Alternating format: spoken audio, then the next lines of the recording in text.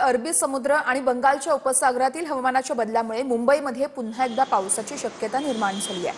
हवामान विभागाकडून विदर्भ आणि कोकण किनारपट्टीसह महाराष्ट्रातील काही भागांना सतर्कतेचा इशाराही देण्यात आलाय।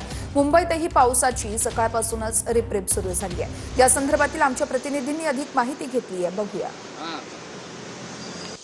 मुंबईत आज सकाळपासूनच पावसाची रिपरिप सुरू झालेली आहे। पुढील 3 ते 4 दिवस मुंबईमध्ये अशाच पद्धतीने ढगाळ वातावरणासहित पावसाची रिपरिप सुरू राहील असा इशारा हवामान खात्याने दिलेला आहे। मी सध्या मुंबईच्या ईस्टर्न एक्सप्रेस हायवेवर आहे आणि या ठिकाणची सगळी जर दृश्य पाहिली तर आपल्या लक्षात येतं की रस्ते भिजलेले आहेत। ढगाळ वातावरणाची निर्मिती मुंबईमध्ये झालेली आहे आणि हवामान खात्याने आज विदर्भ आणि कोकण किनारपट्टीसह महाराष्ट्रातील काही भागांना सतर्कतेचा इशारा दिलेला आहे। अरबी समुद्र आणि बंगालच्या उपसागरातील हवामान बदलामुळे राज्यात आणि मुंबईत पुन्हा एकदा पावसाची शक्यता वर्तवण्यात येते आणि हिवाळ्याच्या दिवसांमध्ये मुंबईकर पाऊस अनुभवतात। आधी कोकण किनारपट्टीवर मध्य स्वरूपाचा पाऊस पडण्याची शक्यता व्यक्त करण्यात आली आहे, कारण मोंता चक्रीवादळाचे जर परिणाम पाहिले तर ते मुंबई आणि आसपासच्या समुद्र किनारपट्टीवर सुद्धा जाणवू शकतात। त्यामुळे नागरिकांना याची काळजी घेणं अत्यंत गरजेचं आहे। कॅमेरा पर्सन अमित शिगवणसह गिरीश गायकवाड, TV9 मराठी, मुंबई।